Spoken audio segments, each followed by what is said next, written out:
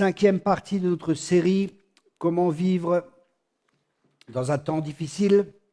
Comment vivre dans les temps difficiles en étant en sécurité. Et ce soir, je vais parler sur un thème qui est vraiment important. Je vais parler sur la foi. Parce que Jésus a dit, est-ce que dans la fin des temps, est-ce quand il reviendra, est-ce qu'il retrouvera encore la foi? Je répète, Jésus a dit, est-ce que je vais encore trouver la foi? Donc la foi est un thème vraiment important pour nous. Et c'est pour ça que je vais partager encore ce soir sur la foi. Et on va voir ce qu'elle est et on va voir ce qu'elle n'est pas. La foi, premièrement, elle n'est pas fondée sur ce qu'on voit avec nos yeux naturels. Elle n'est pas fondée sur le temporaire. Elle est fondée sur la parole de Dieu qui est éternelle. Le ciel et la terre passera, mais ma parole demeure éternellement. Donc, quand nous vivons par la foi, nous bâtissons quelque chose qui est éternel et qui n'est pas juste passager, qui est temporaire. Une personne peut être chrétienne et malgré tout vivre de manière charnelle, ça signifie vivre par ses 5 sens et elle est dirigée par eux. C'est-à-dire par je sens, je vois, j'entends, le goût et le toucher. Rappelez-vous, dans Genèse, Ève, elle a vu que l'arbre était agréable à la vue et c'est une faculté d'apprécier les bonnes choses, mais un péché de convoiter. Dieu a dit, tu ne convoiteras point. Il y a par exemple une manière de penser qui est là, qui fait souvent que la publicité utilise et qui nous laisse croire qu'il nous faut quelque chose alors que ce n'est pas vraiment vrai, mais il y a des besoins à travers la publicité qui sont créés justement. C'est des besoins qui sont créés, mais ce n'est pas des besoins dont nous avons vraiment besoin. Mais par les 5 sens, l'oreille, qu'est-ce qu'on écoute? Ça dépend de ce que les personnes nous disent et ça dépend de ce qu'on écoute et à qui on prête foi. Ensuite, le goût, celui qui domine le ventre, la nourriture et ainsi de suite. Et là aussi, l'arbre était bon à manger. Il n'était pas que agréable à la vue, il était aussi bon à manger. Le toucher, Ève a dit, il est agréable au toucher. Après, il y a l'odorat, il y a les parfums et ainsi de suite qui jouent aussi un rôle. Les psychologues disent et reconnaissent que le témoignage de nos 5 sens est variable, il est subjectif et qu'ils ne sont pas sûrs. Vivre par la foi signifie vivre par le témoignage de la parole de Dieu et faire plus confiance à la parole de Dieu qu'à nos 5 sens. Et un verset qui nous illustre bien cela, nous le trouvons dans Hébreux 11, Hébreux chapitre 11, au verset 1. Or, la foi est une ferme assurance des choses qu'on espère, une démonstration de celles qu'on ne voit pas. Si la Bible est très claire, elle dit qu'on ne voit pas. Pour l'avoir possédé, les anciens ont obtenu un témoignage favorable. C'est par la foi que nous reconnaissons que le monde a été formé par la parole de Dieu. Donc, c'est Dieu qui a formé le monde à travers sa parole. Dieu a parlé et les choses étaient là. En sorte que ce qu'on voit n'a pas été fait de choses visibles. Ça veut dire que le monde visible a été créé à partir de l'invisible. C'est-à-dire que l'invisible prédomine toujours sur le visible. Par exemple, dans la maison où vous habitez, avant qu'elle soit construite, elle était dans l'imagination d'un architecte qui a planifié cela, qui a étudié cela, et ce n'était pas visible, c'était dans son esprit, c'était dans ses pensées, et c'est là que cette chose est née. On ne voit pas, ce qui signifie que la foi est liée avec les choses qu'on ne voit pas. Les choses spirituelles sont d'abord, on ne voit pas avec les yeux naturels, mais l'homme spirituel voit ce que Dieu prévoit. 2 Corinthiens 5, verset 7, 2 Corinthiens chapitre 5, verset 7 nous dit « Nous marchons car nous marchons par la foi et non pas par la vue. » Paul fait un contraste ici entre ce que l'on voit et la foi. La foi croit et souvent après les choses se matérialisent parce que nous marchons par la foi, nous agissons selon une conviction intérieure. La foi, c'est l'Esprit de Dieu qui convainc notre esprit des réalités invisibles pour que ces réalités invisibles soient plus réelles pour nous que les réalités visibles. Je répète cela. La foi, c'est l'Esprit de Dieu qui convainc notre esprit pour que nous croyions que les choses invisibles soient plus réelles que les choses visibles, les choses que nous voyons. Voilà.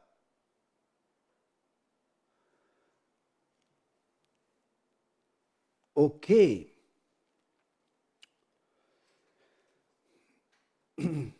Ça, c'est vraiment important pour nous de le comprendre, hein,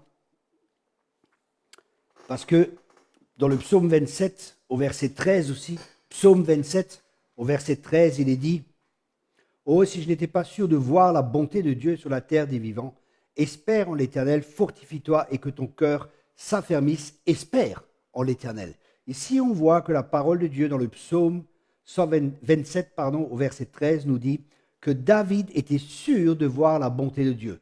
Il était sûr de la voir, il était sûr de la vivre, il était sûr de l'expérimenter, malgré que ce n'était pas visible encore, il savait que Dieu est bon.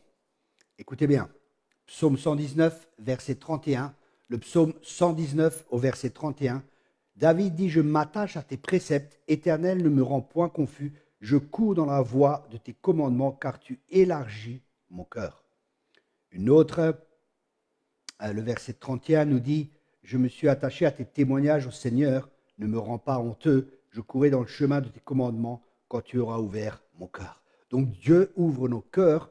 On peut aussi dire « J'adhère, je poursuis, je deviens un avec Dieu. » Écoutez bien, psaume 119, verset 152, psaume 119, verset 152.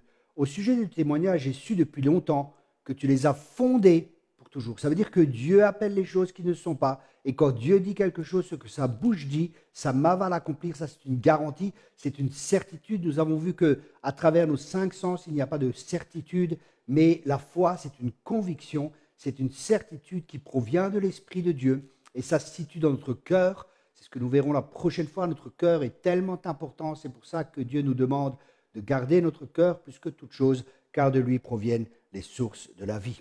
Jérémie 1, verset 2 nous dit « Et l'Éternel me dit, tu as bien vu, car je veille sur ma parole pour l'exécuter. » Dieu veille lui-même sur sa parole pour exécuter cette dernière. Et ça, c'est magnifique. Ça nous donne une ferme assurance, ça nous donne une conviction. On est certain, on est plus que certain. C'est une ferme conviction, la foi, qui se trouve à l'intérieur de notre cœur, même si les circonstances extérieures sont difficiles, comme c'est le cas actuellement avec le corona et tout ce qui se passe.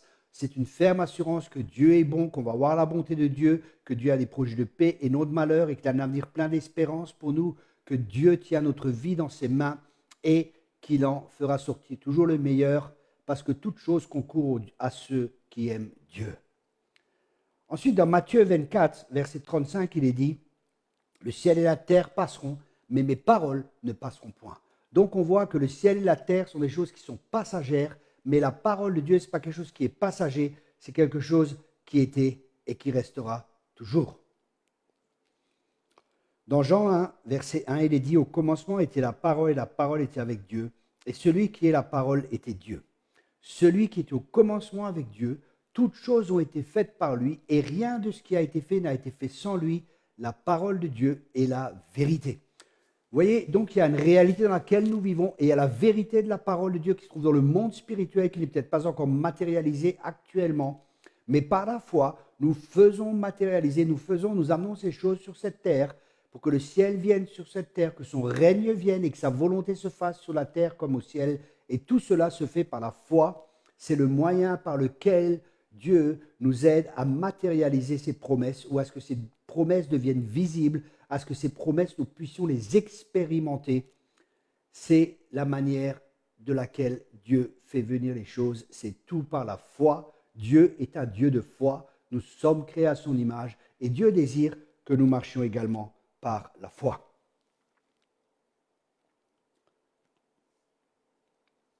Dans 2 Pierre 1, verset 3.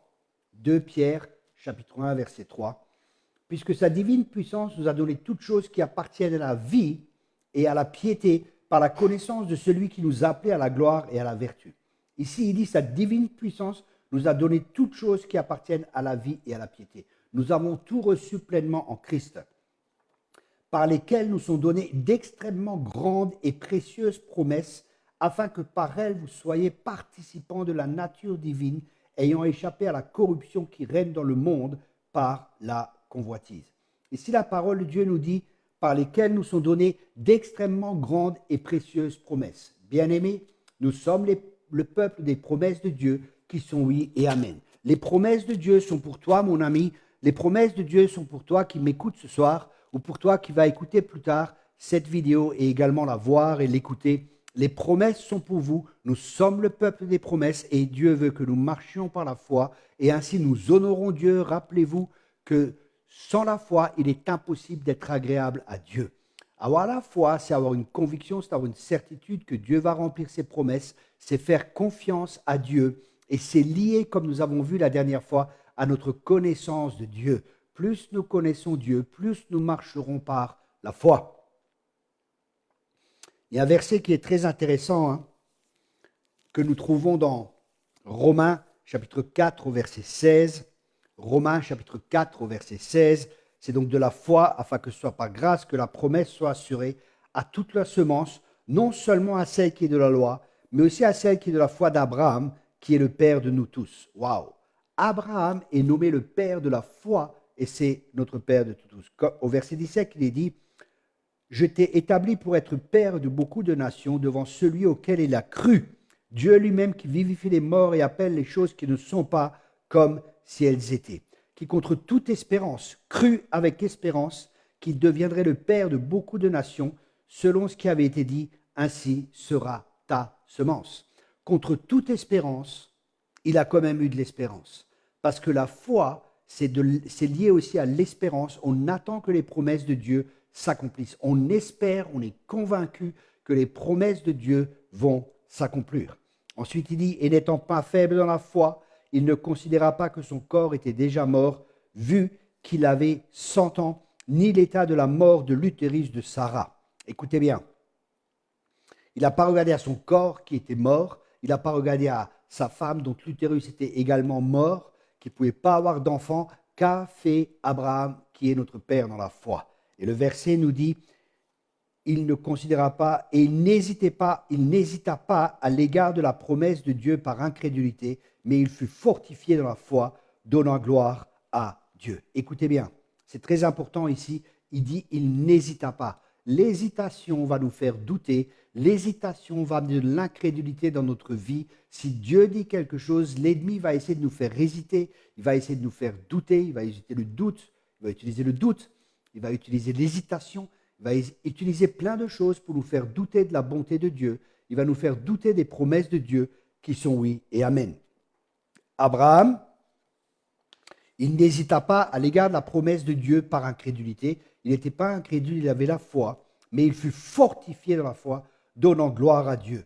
Quand nous croyons, nous donnons gloire à Dieu. Et étant pleinement persuadé, c'est ça la foi, c'est être pleinement persuadé, c'est être pleinement convaincu que ce qu'il avait promis, il était aussi capable de l'accomplir. Bien-aimés, est-ce que vous croyez que Dieu est capable d'accomplir ce qu'il a promis? Dieu est grand, Dieu est puissant, Dieu peut faire au-delà de ce qu'on peut penser, au-delà de ce qu'on peut espérer. Il a créé l'univers, il a créé toutes choses, il a créé cette terre, il nous a créés. Pour Dieu, rien n'est impossible. Et pour nous, en tant que chrétiens, nous devons croire que tout est possible à Dieu. Et aussi, tout est possible à celui qui croit. Nous avons la même nature que Dieu à notre conversion. Ça, c'est un thème qu'on abordera peut-être plus tard. Mais on voit dans le verset 17 que la foi, c'est croire dès que Dieu dit, même si les sens ne le réalisent pas encore. Ne rentrons pas dans les sens, dans nos 5 sens comme nous avons vu avec Adam et Ève. Ne permettons pas à nos sens de diriger notre vie, mais soyons dirigés par la parole de Dieu. Ensuite, il dit qu'il avait de l'espérance. Cette espérance était pour l'avenir, mais elle est fondée dans sa foi actuelle. Okay? L'espérance qu'il avait, c'est pour l'avenir, mais la foi, elle est actuelle. C'est maintenant que je crois.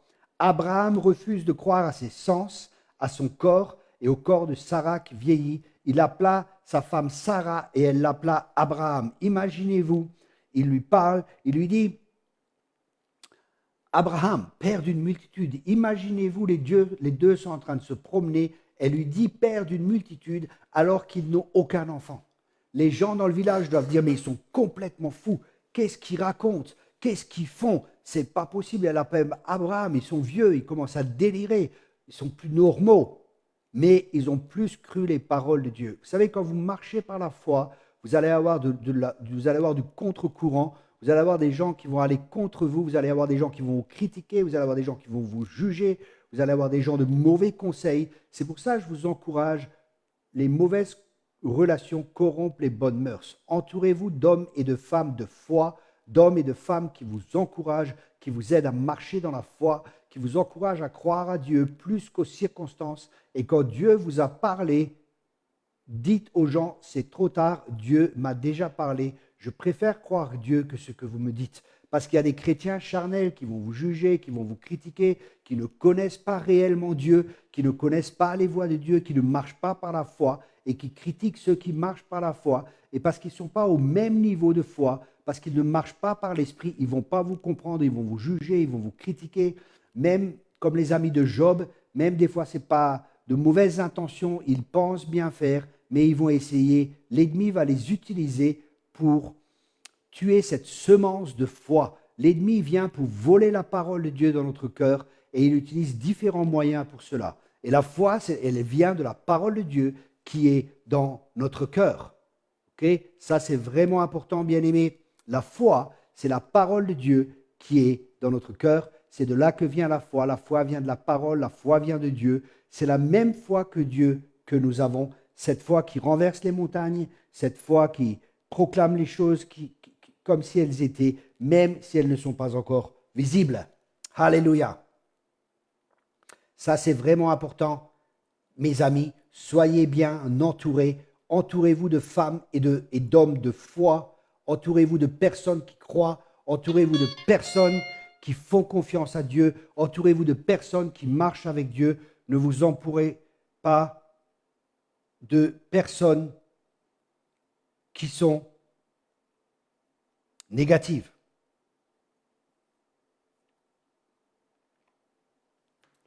Ok, Romains 4, verset 12.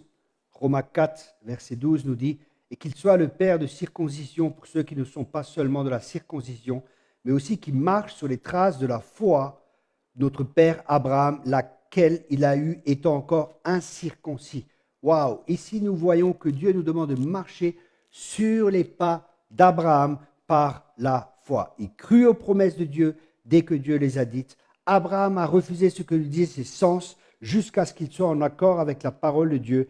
Parce qu'il a cru et qu'il a tenu ferme à la promesse de Dieu, il a vu cela se réaliser. La foi, on entend, on la croit et on agit en conséquence.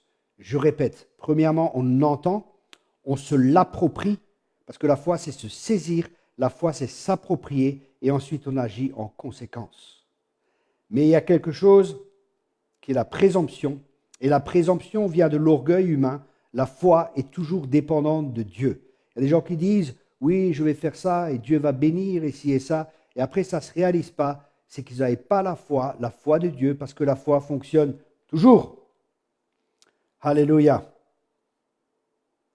Jean 3, verset 27 nous dit, Jean 3, verset 27, Jean répondit, un homme ne peut rien recevoir, seulement ce qui lui est donné du ciel. Je répète, un homme ne peut rien recevoir, seulement ce qui lui est donné du ciel. La foi vient de Dieu. Notre foi doit donc être basée sur la parole de Dieu et non pas sur nos émotions, nos habitudes, nos traditions, notre compréhension, notre culture. Notre foi doit être biblique et la foi a sa source en Dieu. Le résultat sera que les circonstances ne dirigeront pas notre vie et que notre vie aura un fondement éternel et nous marcherons par la foi. La parole de Dieu a créé toute chose. Tout est soutenu par la parole de Dieu. Elle peut soutenir le monde. Alléluia. Hébreux 4, verset 12. Hébreux chapitre 4, au verset 12.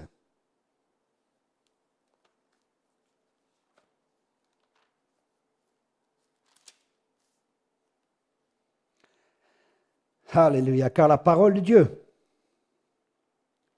est vivante et efficace, plus tranchant qu'une épée quelconque à deux tranchants, pénétrante jusqu'à partager âme, esprit, jointure et moelle. Elle juge les sentiments et les pensées du cœur. Nulle créature n'est cachée devant lui, mais tout est nu et découvert aux yeux de celui qui nous devons rendre compte. Vous voyez, la foi, la parole de Dieu va nous permettre de séparer notre âme de l'esprit et ainsi nous marcherons non pas selon nos émotions, si elles sont contraires à ce que Dieu nous dit. Nous ne marcherons pas selon la vue, nous ne marcherons pas selon nos cinq sens, mais nous marcherons par la parole de Dieu, nous marcherons par l'Esprit, et c'est ce que Dieu veut. Rappelez-vous le début du message, Jésus a dit, est-ce que je trouverai encore la foi en venant?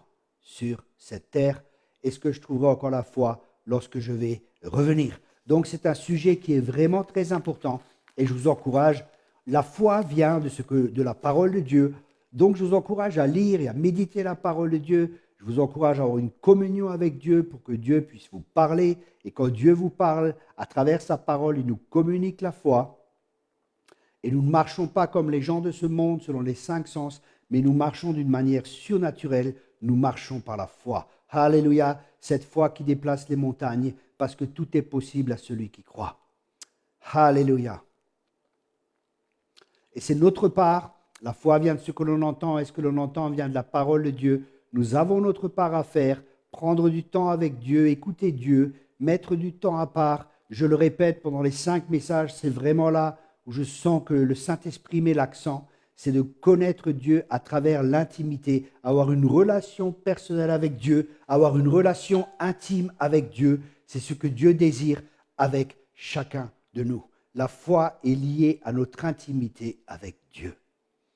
Alléluia. Et sans la foi, nous ne pouvons pas lui être agréables.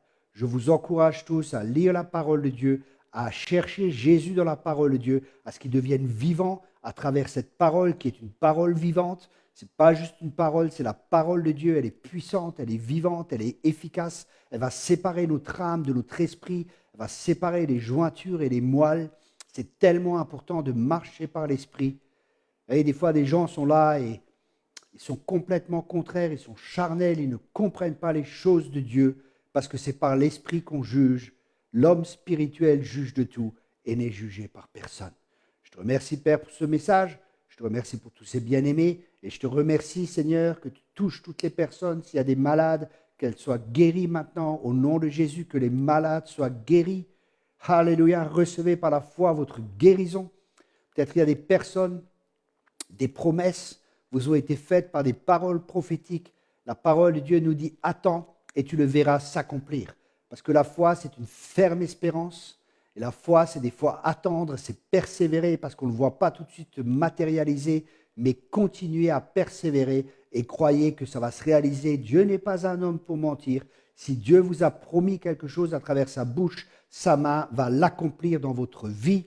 Dieu n'est pas un homme pour mentir. Amen. Mais des fois, il y a aussi des conditions que nous devons remplir parce que des fois, les promesses de Dieu sont conditionnelles. Les prophéties sont aussi bien souvent conditionnelles. Des fois, ça tombe tout seul. Dieu fait une promesse et ça se réalise. Mais des fois, nous devons nous aligner et nous sommes dans un temps d'alignement avec le Saint-Esprit. Nous sommes dans un temps d'alignement avec la volonté de Dieu. Alléluia. Merci d'avoir écouté. Merci de partager aussi. Partagez massivement, bien-aimés. Vous pouvez aussi vous inscrire sur notre page YouTube qui apparaît. Comme vous le voyez, nous avons aussi, si vous désirez soutenir le ministère, nous avons aussi un PayPal. Vous pouvez nous soutenir. Et le CD que j'ai déjà proposé, le CD qui s'appelle « J'appelle la vie » de Nathaniel Beumier, pardon. C'est un CD qui a été pris en live dans nos camps. Je vous encourage aussi, c'est des temps où vous pouvez entendre la parole de Dieu. Il y a des paroles prophétiques, il y a des chants prophétiques. Et ça va aussi vous communiquer la foi. Il y a une atmosphère aussi qui est communiquée, l'atmosphère du Saint-Esprit. Et ça va vous permettre aussi d'avoir des pensées claires et de recevoir pleinement la parole de Dieu. Mes amis, merci d'avoir écouté. Et je répète, merci de partager cette vidéo afin de bénir le plus grand nombre. Dieu est bon, Dieu est pour nous. Qui peut être contre nous? Nous sommes le peuple des promesses de Dieu. Dieu n'est pas un homme pour mentir. Ce que sa bouche dit, sa main va l'accomplir. Si vous ne le voyez pas se réaliser, c'est par la patience et par la persévérance qu'on obtient les promesses de Dieu. Alors je vous encourage à prendre patience et à persévérer afin que les promesses de Dieu s'accomplissent dans votre vie. Soyez tous abondamment bénis. Merci beaucoup à tous. Soyez richement et abondamment bénis. N'oubliez pas, il vous aime. Alléluia. Il vous aime. Amen et amen. Bonne soirée à tous.